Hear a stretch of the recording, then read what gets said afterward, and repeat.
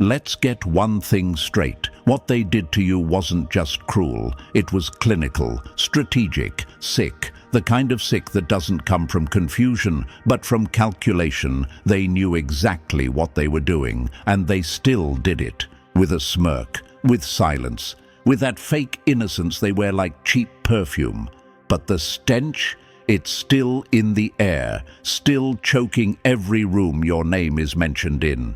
They studied you like a threat, marked you like a problem, targeted you like a lab rat. And when the damage didn't break you, when your mind didn't collapse under the pressure, they panicked, because that wasn't part of their plan. You were supposed to fold, to disappear, to lose your voice in the fog of self-doubt they handcrafted for you. But instead, you made it, and not just made it. You remembered every single detail, chosen.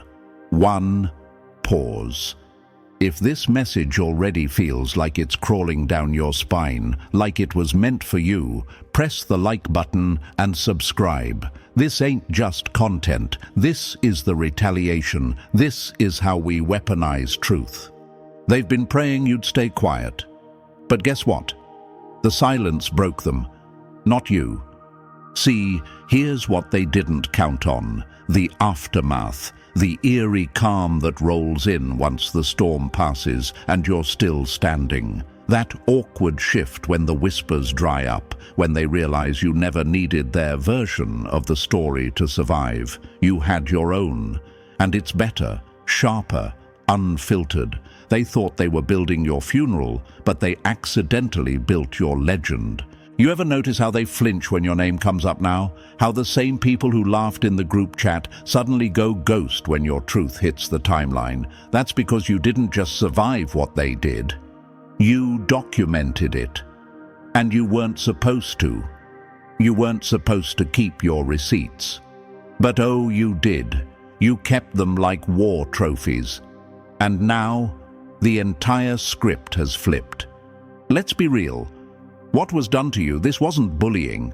This was a psychological experiment disguised as relationships, a sadistic little hobby they performed behind the mask of concern, loyalty, or worse, love. They didn't just hurt you. They invested in your destruction, emotionally, socially, strategically. You were gaslit until your sanity became a scavenger hunt. You were isolated until walls started whispering. You were made to feel like you were the villain, when all along you were just the mirror reflecting their sickness back at them. And they hate mirrors. But now, tables turned. Now you're not the freak. You're the feature. You're the damn headline. Because the world's waking up and seeing what you've seen all along. That this wasn't just some bad chapter, it was a textbook case. And if they don't study what happened to you, it's gonna keep happening to others. So let them choke on your success, let them drown in your peace. You didn't go through all that hell to become humble. You came out like a goddamn force. And now, the same people who tried to bury you can't stop checking your page like addicts looking for a fix. They hate you. But they can't look away, because you've become something they never expected, undeniable. You don't need to scream to be heard. Your existence is a volume they can't turn down, and that scares them more than anything, because deep down they know if the world ever hears your full story, it's over. The lies collapse, the masks fall, and they lose control of the narrative forever. So stand tall in that aftermath. The dust, it's your spotlight. The silence, it's your stage. And this pain you've carried, it just turned into power they can't touch. You didn't just survive a sickness, you exposed it. And now, your story's got teeth, it's got claws, it's crawling into places they never wanted it to reach. And you're no longer hiding. You're no longer waiting for someone to tell you it's your time. It is your time. They tried to make you forget who you were, but all they did was sharpen your memory. So go ahead. Make them nervous. Make them whisper. Make them wish they never crossed paths with you, because the villain they tried to create just became the hero this world desperately needed. And this time, you're telling the story. And hey, chosen one. Yeah, you, the one who's been walking around with a story too loud to whisper and too dangerous to tell in full. Are you really ready for what comes next? Because from this point on, we're not holding back. No filters, no rewrites, no sugarcoating. We're unpacking every twisted layer of what was done to you and exposing it for what it really was. A sickness that hid behind fake smiles and friendly lies. This is your moment to reclaim the narrative. To turn the silence they forced on you into the loudest legacy they'll ever hear echo back. So, if you've ever felt like your pain was ignored, your truth was dismissed, or your survival was treated like a fluke instead of a miracle, drop 777 in the comments. That's how we'll know you're one of the rare ones. The ones who didn't just make it out, but are ready to make it known. And now, let's tear this thing open, step by step. If you're truly a chosen one, you won't be able to look away. This isn't just a breakdown, it's a blueprint for your rise. Let's begin. Number 1, they didn't break you, they exposed themselves. They thought they were destroying you, but all they did was spotlight their own disease in high definition with their names in the credits. Let's not dress it up. What happened to you wasn't some dramatic tragedy to be framed with piano music and sold as an inspiration story on a feel-good podcast. No, what happened to you was the equivalent of pulling the mask off a monster and finding out it was wearing the faces of people you knew. Your story is not here to uplift the masses with sanitized hope. It's here to warn the world that unchecked envy, insecurity, and cruelty can fester into something that looks human, but isn't. You didn't survive a mistake. You survived a sickness, a calculated infection that spread through gossip, manipulation, and silent spectators who watched you drown and called it entertainment. You were dropped into a psychological experiment you didn't sign up for. And when the results started showing, when you didn't collapse like they predicted, they started scrambling because your endurance wasn't supposed to be part of the data. Let's be clear, these people weren't reacting to your flaws. They were reacting to your clarity. You walked in with integrity, and that lit up their rot like a forensic flashlight. Every smile you gave, every boundary you honored, every time you chose grace instead of chaos, it drove them insane. Not because you were perfect, but because you reminded them they weren't even trying to be human anymore. Normal people don't gather in secret to tear someone apart, piece by piece. That's not conflict, that's pathology. That's a sickness wearing lipstick and pretending it's love. You weren't too sensitive. You weren't hard to be around. You were simply unwilling to dim your light just to make their shadows feel comfortable. The hate you faced wasn't casual, it was organized. Their cruelty had structure, like a business plan with your name on it. Some played offense, some played defense, and some played innocent, but all of them were invested. And the reason was simple. You made them feel seen. Not in the warm, fuzzy way, but in the gut-wrenching, mirror-holding, truth-revealing kind of way that forces sick minds to face themselves, and they'd rather burn the mirror than do that. Here's the part they don't want you to understand. You weren't a victim of attack. You were the catalyst of exposure. Your presence alone created static in their frequency. You didn't need to expose them. They exposed themselves just by reacting to you. Like venom leaking from a cracked bottle, their behavior told on them long before you ever spoke a word. And yet, they still thought they were winning. They thought your silence meant defeat. They mistook your isolation for disappearance.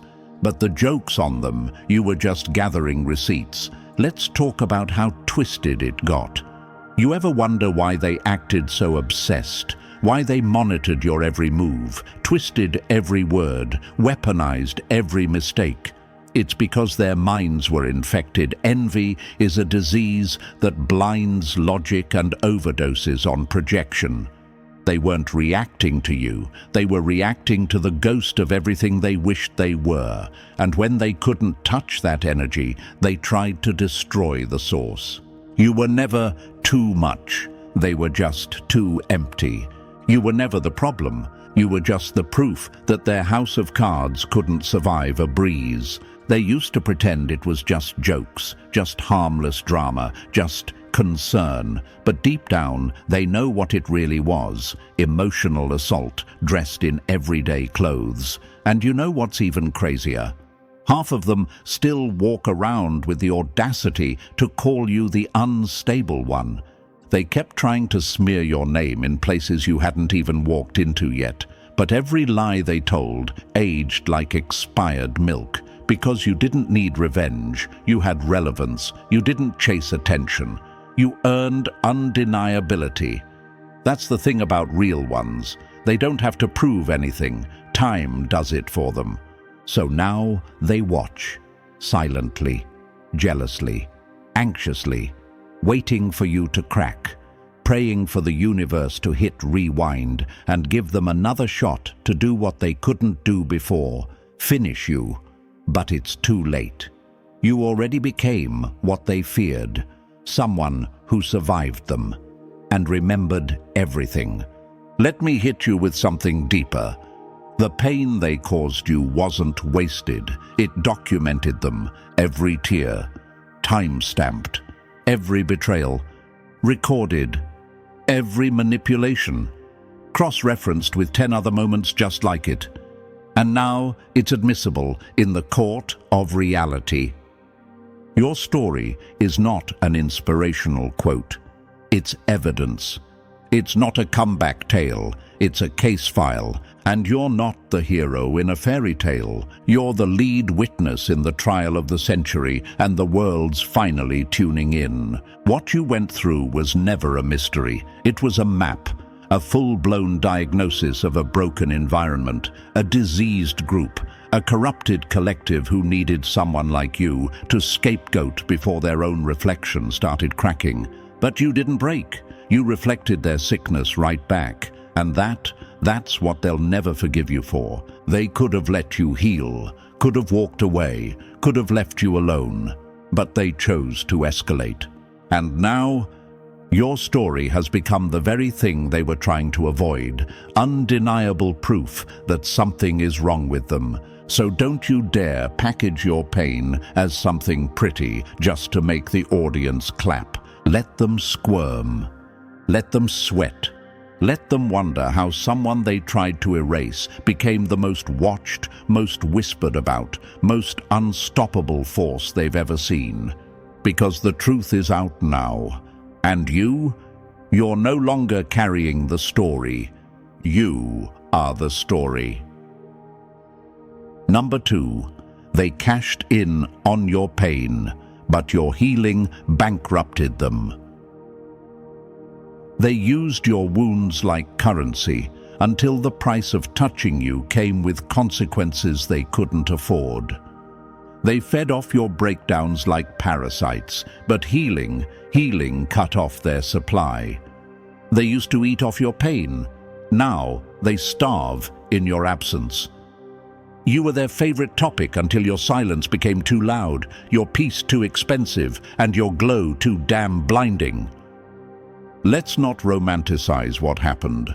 Your pain was never just pain to them, it was profitable. You were the emotional ATM for people with bankrupt souls. Every time you stumbled, they made a withdrawal. Every time you suffered, they cashed in. Not with money, no, that would have been too obvious. They dealt in attention, in gossip, in that sick little power trip that comes from watching someone fall and pretending to be above it. Your misery gave their dull lives something to talk about. It bonded them, united them. You became their group project, but not to uplift you, to dissect you, break you down into bite-sized rumors, to chew you up with laughter and spit you out behind closed doors. That was the ritual. That was the culture. Your downfall was their happy hour. And the wildest part? Most of them didn't even know that's what they were doing. They just felt more alive when you were hurting. Like roaches that scatter when the light comes on, they only crawled out when you were weak. They mistook your pain for permission. Permission to speak on you, laugh at you, study you, use you. But what happens when the supply dries up? What happens when the person they depended on to feel powerful starts getting up off the floor? Imagine this. They've built a feast on your failures. Plates full of gossip, cups full of mockery, whole recipes based on what happened to you. And suddenly, the kitchen closes. You're not breaking anymore. You're building. Not posting breakdowns, not walking around confused, not handing out access like candy. Suddenly, the meals stop. And all they're left with is each other's bitterness. And trust me, that doesn't taste as good. Your growth made their currency worthless. The version of you they profited off of. Gone, retired, rebuilt. Every time you healed a little more, they panicked. Every time you stopped reacting, they lost leverage. Your silence wasn't absence, it was inflation. And the cost of using your name went up. Way up. You became too expensive to drag, too sharp to manipulate, too self-aware to trick. The same people who once giggled about you behind your back now hesitate before saying your name, not out of respect, but out of fear that you might finally put them on record. They tried to treat you like a cautionary tale. Now they're the example. They tried to turn your hurt into their hobby. Now it's haunting them. You ever ask yourself, why did they care so much about my suffering? Because they were using it to escape their own. That's what leeches do. They cling to a wounded body because they've got nothing inside themselves to feed on. But healing?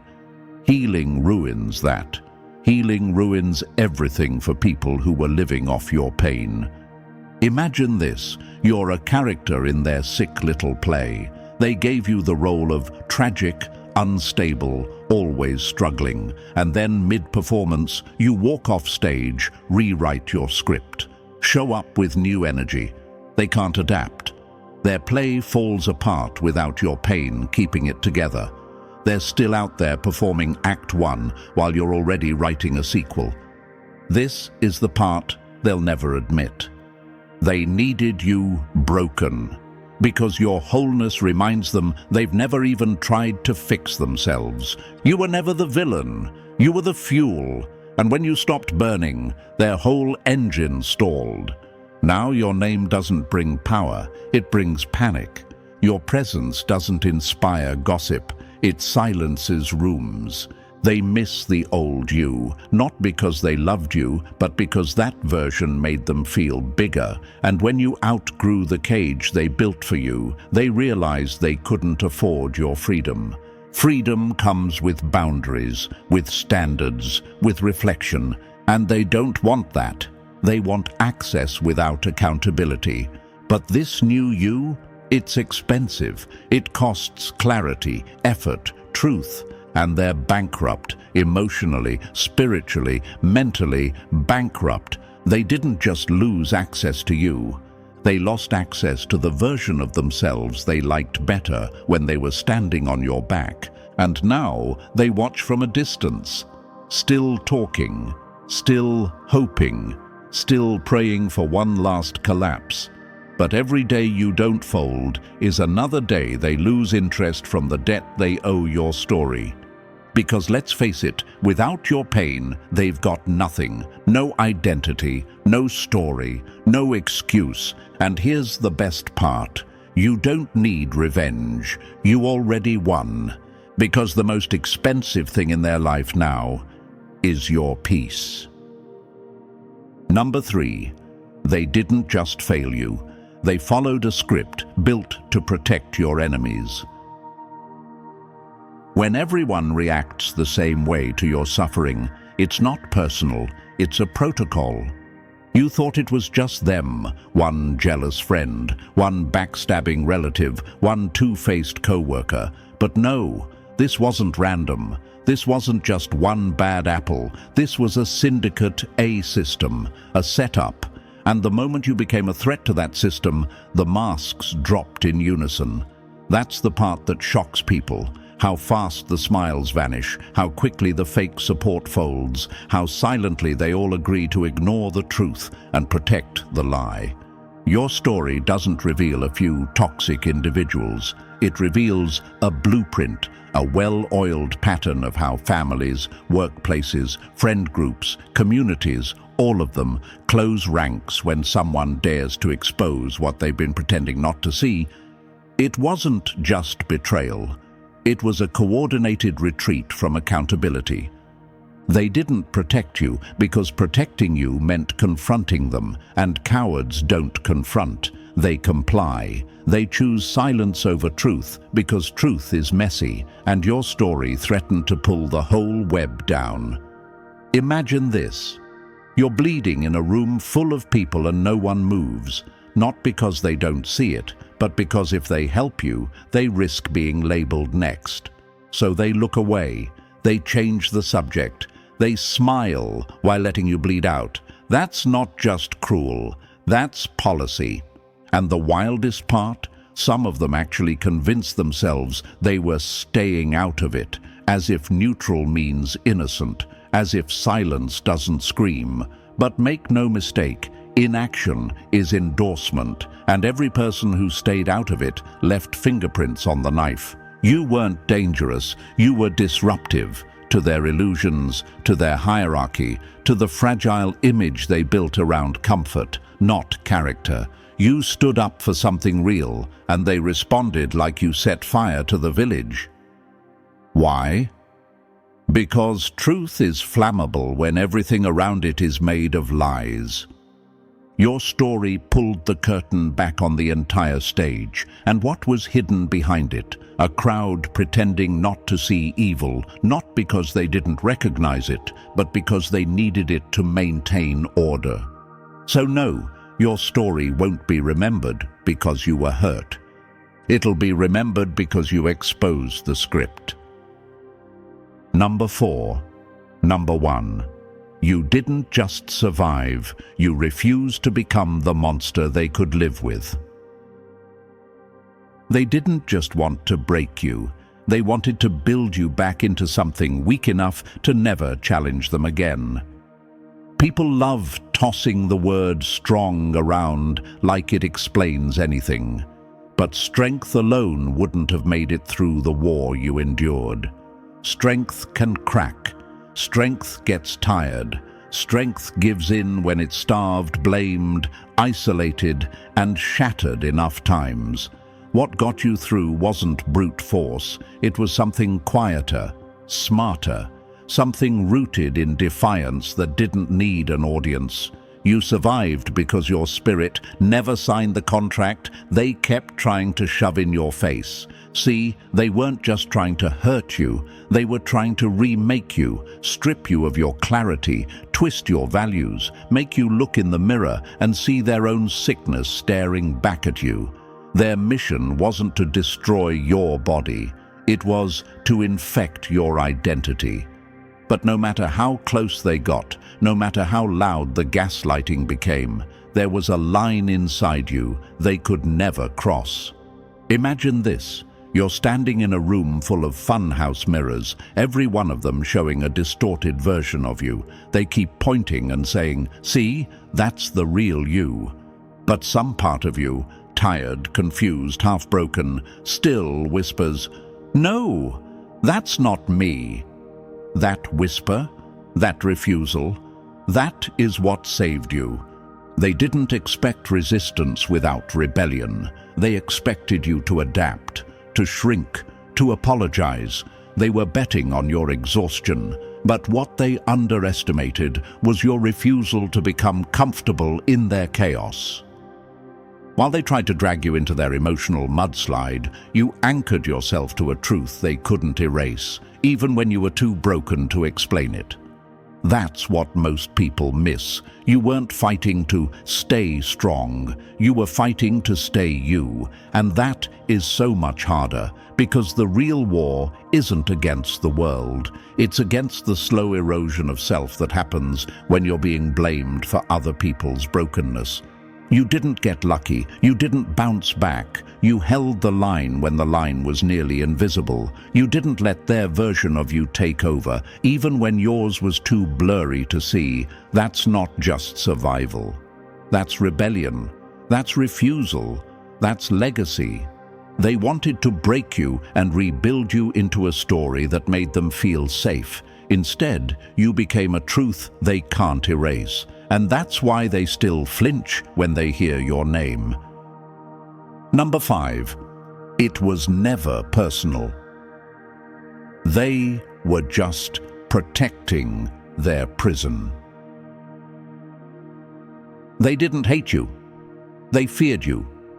Because you walked in free and they've been worshipping their chains for years.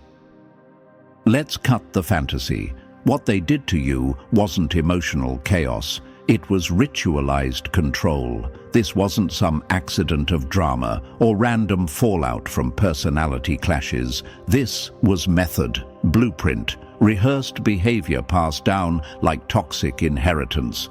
You didn't just rub them the wrong way. You threatened the entire lie they'd built their lives around, and instead of facing that truth, they launched a campaign to convert you or crush you.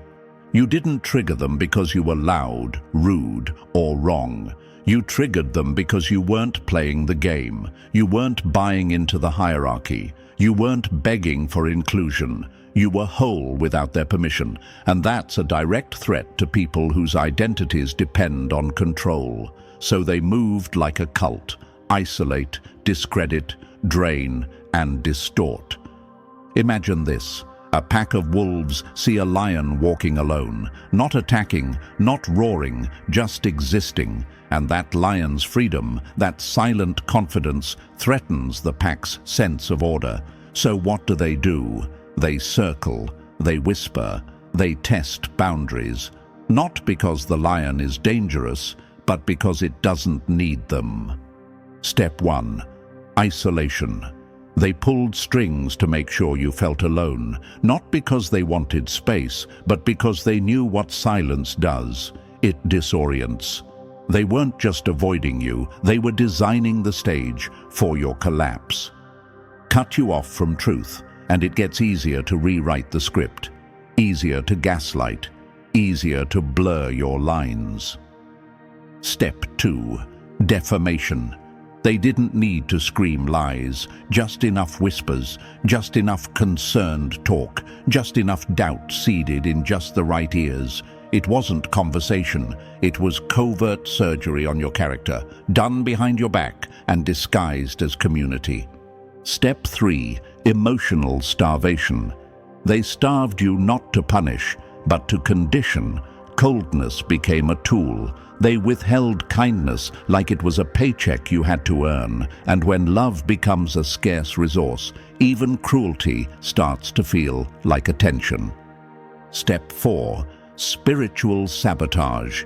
They tried to kill your inner compass, twist your gifts into burdens, make you feel guilty for thinking too deeply, feeling too strongly, dreaming too boldly. They weren't trying to help you, they were trying to weaken your wings, because if you stop flying, they stop feeling small. And here's the truth they'll never admit. It was never about losing you. It was about losing their grip on the fantasy that they were above you. Your freedom didn't fit their system, so they tried to systematically destroy it. That's not hate, that's fear disguised as cruelty. And you didn't collapse. You didn't fold. You stood there, bleeding maybe, but unconverted. That's why you're still dangerous. Because their ritual failed. And now they know it. Number 6. Their obsession wasn't hate. It was a panic attack in human skin. You didn't trigger them because you were dangerous. You triggered them because you made them see the parts of themselves they swore they buried. Let's be clear. You weren't their enemy. You were their mirror, a brutal, crystal-clear reflection of everything they didn't want to face inside themselves. You didn't provoke them with cruelty. You didn't compete. You didn't scheme. You just existed, and that alone sent them into meltdown mode. Why? Because people who haven't done the work, people built entirely on illusions, cannot survive standing next to someone who has. They didn't hate you. They hated what your presence revealed. Your peace? It mocked their internal war. Your clarity? It shattered their denial. Your healing? It was a silent insult to their wounds they never tended to. You were the emotional X-ray they didn't ask for, but couldn't unsee. Imagine this. You walk into a room and say nothing. You're calm, grounded, whole. And suddenly they start squirming, shifting, throwing shade out of nowhere. You didn't even open your mouth, and they're already defensive. That's not your vibe being too much. That's their shadow reacting to your light, like a vampire caught at sunrise. They weren't obsessed with you because of your flaws. They were obsessed because you didn't flinch in places where they collapsed, because your resilience stood where their excuses lived, because every time you showed up without needing their validation, their entire ego complex trembled. They needed you to fall. They begged for it behind closed doors, not because your downfall served them, but because it would finally silence the mirror you held up without even trying. You weren't attacking them, you were accidentally exposing them. Your authenticity stripped their masks. Your empathy embarrassed their manipulation. Your ability to move forward made their stuckness feel like failure with a spotlight on it. They couldn't handle the contrast, so they called it conflict. They couldn't control the reflection, so they tried to smash the mirror. Here's the kicker. If they were healed, you would have felt like a friend. If they were whole, your growth would have inspired. If they were secure, your wins wouldn't have felt like insults. But they weren't any of those things, and deep down, they knew it. That's why your story kept them up at night. That's why your name made their voice shake. They didn't react to you. They reacted to the truth you brought with you, and every obsession, every rumor, every backhanded comment. They weren't diagnosing your character. They were diagnosing their own collapse. Number 7. They didn't hate you. They hated what they couldn't steal. Envy doesn't want your spot. It wants your soul stripped down and served on a plate, just so it can feel whole for 5 minutes. Your story is going to echo through time, not because of what you lost, but because of what they tried to take and still couldn't. That's what makes it legendary. You were never just attacked. You were studied, dissected, stalked, and slowly sabotaged, not for your mistakes, but for your gifts. They didn't envy your position. They envied your essence, the way you moved, the way you kept your soul intact in places they lost theirs long ago. Envy isn't loud. It doesn't always scream in your face. It's calculated. It's quiet. It'll smile at you while copying you, clap for you while plotting your fall. They weren't annoyed by you. They were haunted by you. Every time you smiled, healed, or spoke your truth, it burned holes in the illusion they were barely holding together. You were proof that it's possible to thrive without selling out, and they hated you for it.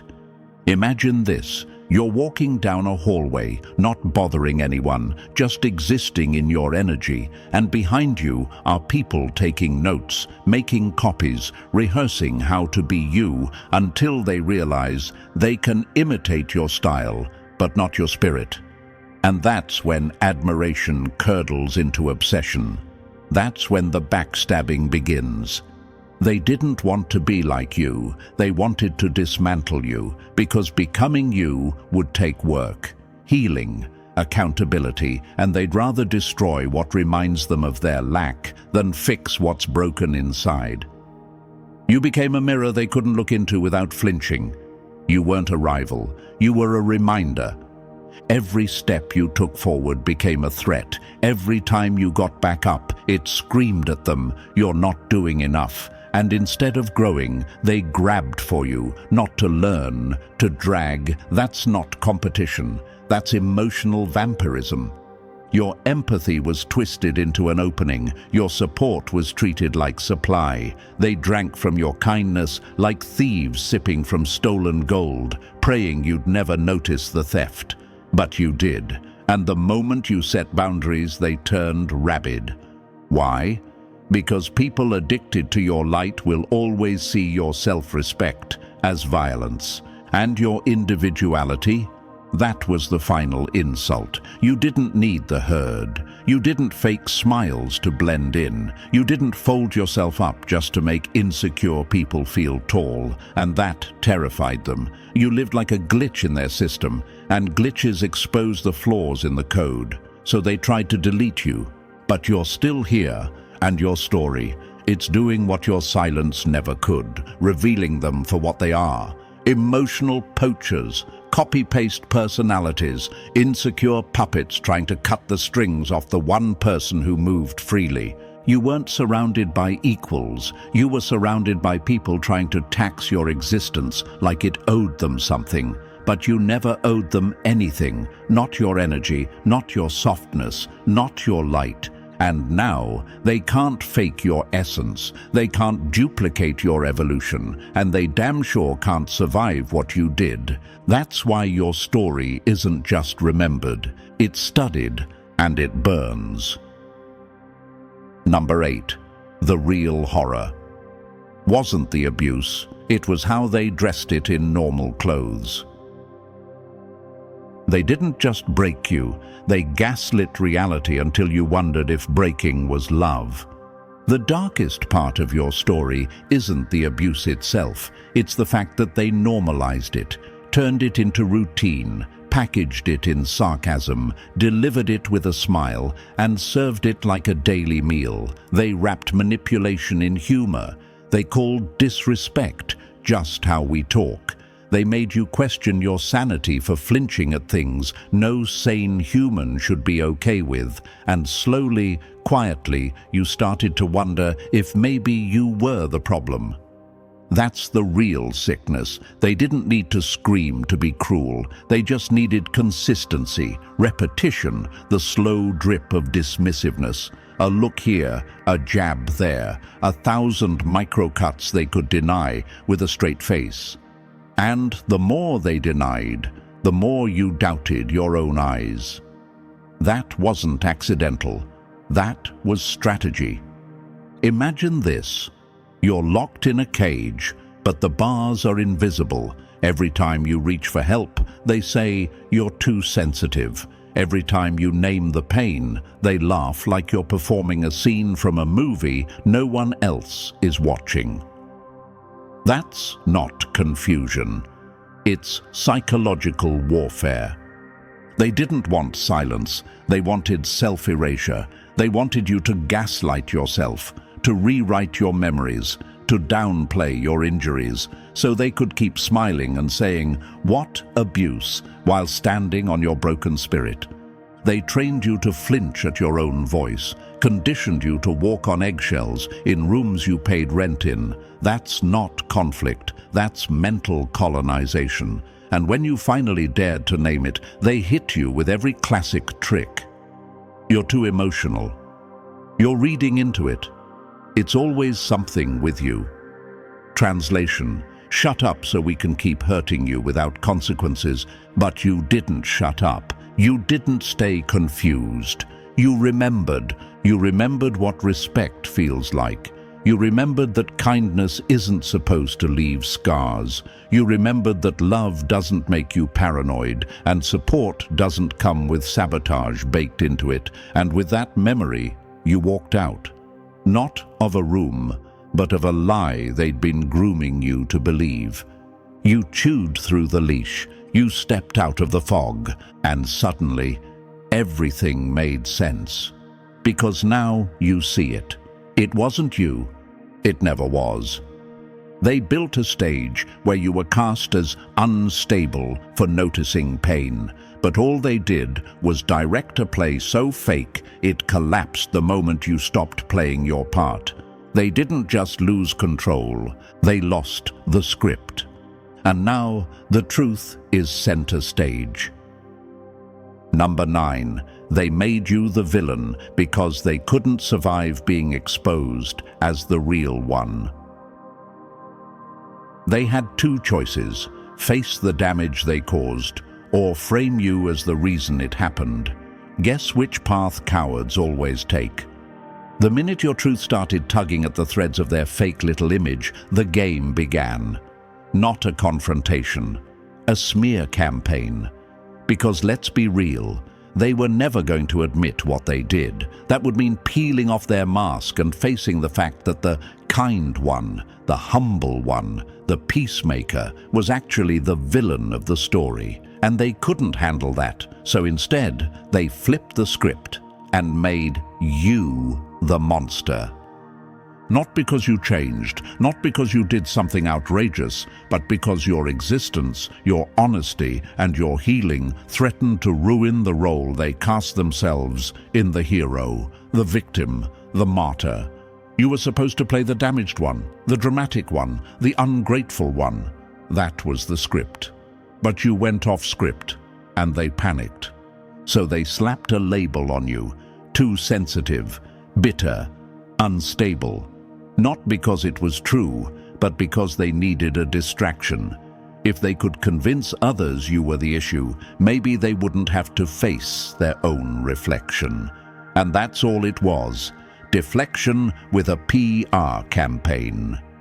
Imagine this. You're holding a mirror, not saying a word, just standing there, and they start flailing, shouting, accusing, crying foul. Not because you attacked, but because you dared to reflect. You didn't have to speak to feel like a threat.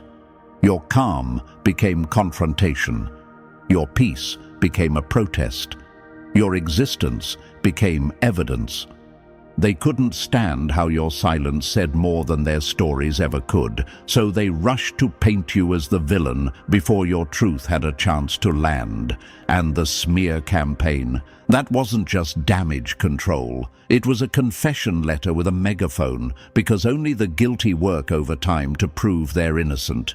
You weren't difficult. You were disruptive to the illusion. You weren't too much. You were too real, and real is terrifying to people built on performance. So they twisted the narrative, retold events, repackaged abuse as misunderstanding, called their own defensiveness concern, all so they could keep wearing the costume while you were forced to sit with the consequences of their lies. But here's the twist they never saw coming. You didn't need revenge. You just needed clarity. And now, the mask is slipping. Their story has cracks. People are starting to ask questions because their version of you doesn't match your energy. It doesn't match your growth. It doesn't hold up under the weight of your truth. Their lies aged like spoiled milk. Your truth aged like evidence. Now the world doesn't need you to fight for your name. The facts are doing it for you. Their fake halo is rusting. Their concern sounds rehearsed. And every time they talk about you now, it sounds more like a guilty conscience than a genuine warning. You don't have to defend your story anymore. They already exposed themselves by trying so hard to erase it. Number 10. Your story will be studied because you turned hell into a manual. You didn't just survive the darkness. You labeled every hallway, every trap, and every exit, so no one else would have to walk through it blind. Most people go through life feeling the rot, but never finding the source. They sense something's off. something in their families, their relationships, their communities, but they can't explain it. They can't name it. So, they carry the confusion like a secret sickness. But you didn't just feel it. You traced it, named it, mapped it. Not because you wanted to, but because you were thrown into it. And instead of going mad in the maze, you memorized the whole thing. That's why your story hits different. It doesn't just echo pain, it exposes systems. It peels back the polished surface of human interaction and reveals the engineering of abuse underneath. You didn't just escape the fire. You came out holding blueprints of where the accelerant was poured. That's why they fear you. That's why people feel your words in their spine, because you gave shape to something that most only feel in shadows. Imagine this, someone reading your story and suddenly gasping, not because your life was dramatic, but because your experiences decoded theirs. Because for the first time, they realized their pain wasn't random, the manipulation wasn't a one-off, the cruelty wasn't personal, it was patterned. And you were the one bold enough to make the pattern visible. You saw through the fake leaders in polished clothes. You noticed how the ones who shout about love the loudest are often the ones who punish truth the hardest. You clocked the subtle gaslights, the jokes meant to slice, the concern that felt like poison, the social games that always ended with you isolated. And instead of internalizing it, you tracked it. Every cold glance, every blame shift, every punishment for being honest. You became fluent in the language of covert cruelty, and now others are finally understanding it because you translated it out loud. They thought your survival was just about personal healing. They had no idea you were building a damn curriculum, that your pain would turn into a reference guide for millions of others trapped in the same patterns. You gave people vocabulary. You gave them vision. You gave them proof that what they went through wasn't just life. It was a system of emotional control, disguised as culture, tradition, family, and community. You turned psychological warfare into receipts. You turned emotional trauma into curriculum. You turned your collapse into instructional architecture. And that's why your story is going to be remembered. Not because of the pain, because of the precision. Because you didn't just crawl out of the hole, you built stairs on the way up. And now the world has a map, with your name carved into the legend. Number 11. Your innocence was obvious. They just couldn't afford to admit it. They didn't miss the truth about you. They dodged it because your innocence made their cruelty impossible to justify. Let's get one thing straight. You were never a mystery. You didn't walk in shady. You didn't act two-faced. You weren't manipulative, messy, or confusing. You showed up clear, solid, consistent, and they saw it. Oh, they saw it. They just chose not to acknowledge it because admitting your innocence would have forced them to admit their own darkness. This wasn't about evidence. You were the evidence. Your words matched your actions. Your story never changed. You weren't flipping scripts every week to clean up your image. They were. And the more stable you stayed, the harder it got for them to spin the narrative.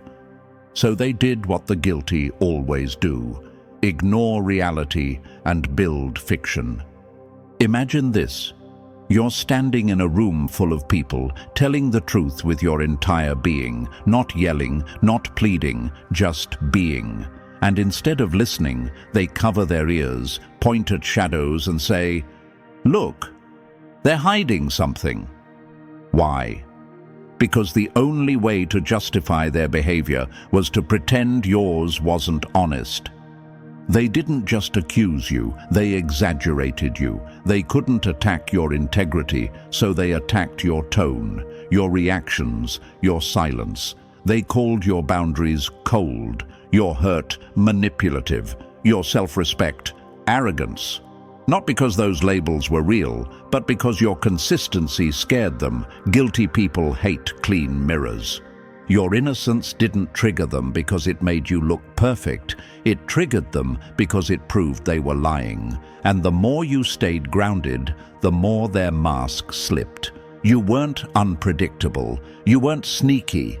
You were the anchor, the one thing they couldn't move or spin, but they couldn't afford to see you clearly. If they acknowledged your clarity, they'd have to reckon with their gaslighting, their envy, their cruelty. They'd have to own what they did to someone who never once matched their accusations.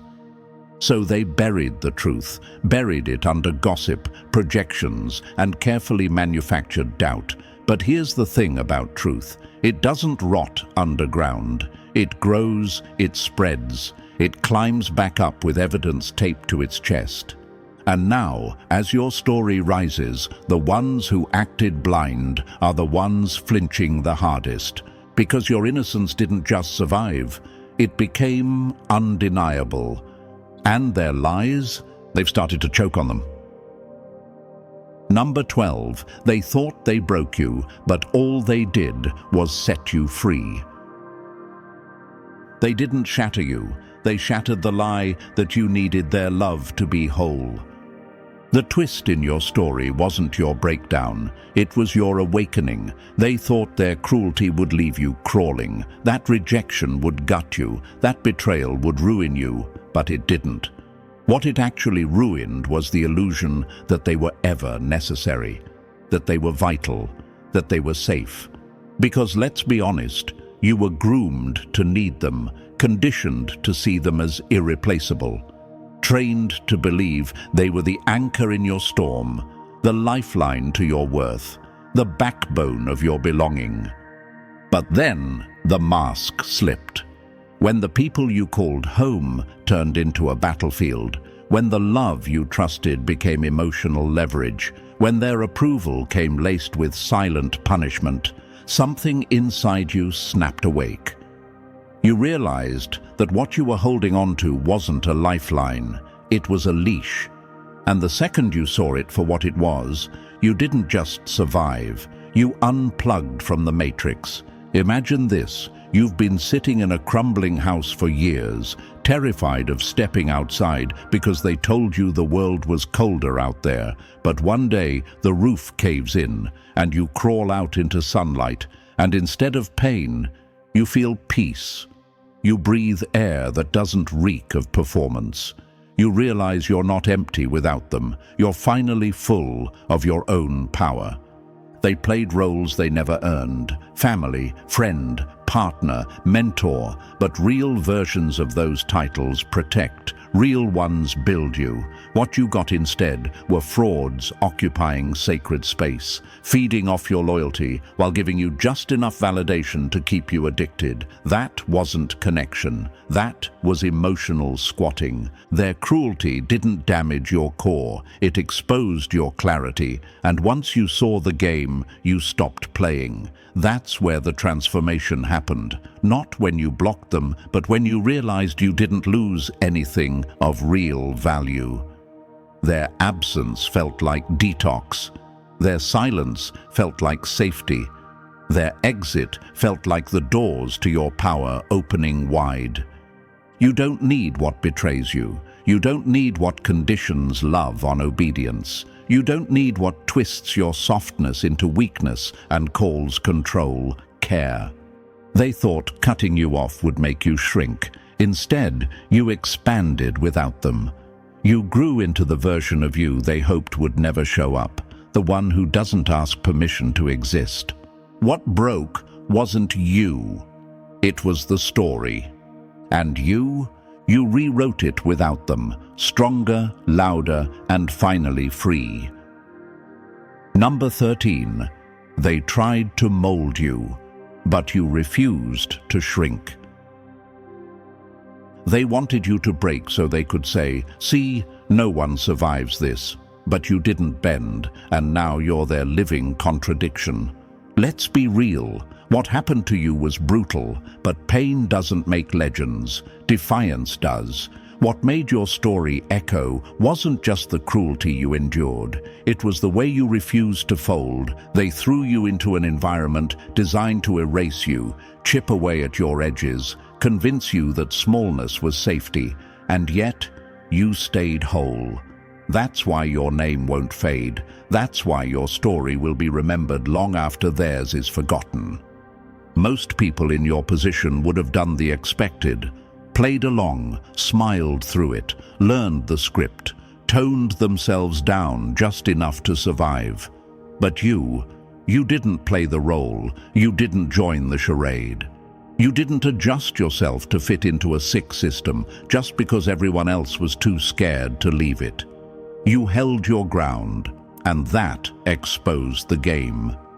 Imagine this. Everyone's wearing masks, pretending the poison tastes like tradition.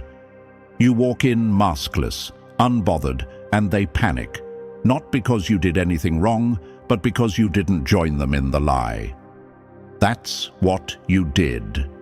You became a glitch in their programming. A reminder that obedience to dysfunction is still dysfunction. They called your truth rebellion. They called your peace arrogance. They called your refusal to conform disrespect. But underneath it all, what they were really saying was, how dare you not need our approval to survive? They couldn't understand how someone could lose so much and still refuse to sell out their soul. Because you didn't just survive, you maintained your identity in a system that survives on clones. You didn't morph into their bitterness. You didn't inherit their silence. You didn't become what hurt you. And that's rare. That's power. That's threatening. You didn't get famous because of the wounds. You got famous because you healed without turning bitter. You walked through a sick world and refused to be rewritten by it. And now your story isn't just a story, it's a rebellion in motion. A walking contradiction to everything they said people like you were supposed to become. What made you chosen wasn't the pain, it was your refusal to be shaped by it. And that refusal, that's your legacy. Number 14, they tried to erase you, but you became the blueprint. You didn't just make it out, you made it mean something, and now they study your survival like scripture. Most people suffer in silence, and that silence swallows their legacy. But not you. Your story didn't get buried, it broke the ground open. You weren't just someone who walked through hell, you walked through it wide-eyed, fully conscious, and you documented the mechanics of survival for everyone who couldn't find the words. That's why your name is echoing. Not because you suffered, but because you translated suffering into strategy. You became a living manual for how to survive a psychological ambush without becoming bitter. You didn't mirror the monsters who came for you. You didn't weaponize your wounds to harm others. You walked through betrayal without letting it infect your core. You were surrounded by lies and still stood in your truth. And in a world where cruelty is passed down like tradition, that kind of integrity is nothing short of revolutionary. People will celebrate you because you showed them the truth behind the fake smiles, the subtle gaslighting, the invisible warfare. You exposed how darkness doesn't always come with fangs. Sometimes it wears perfume and speaks softly. You showed what it looks like to be blamed, smeared and isolated, and still not break. You didn't flinch under false accusations. You didn't collapse under calculated silence. You stayed standing while the whole room tilted. And now, you're not just a survivor, you're the evidence, the walking contradiction to every lie they told about you. Your peace became proof. Your clarity became a threat. Your healing became a signal flare for anyone else trapped in the same kind of storm.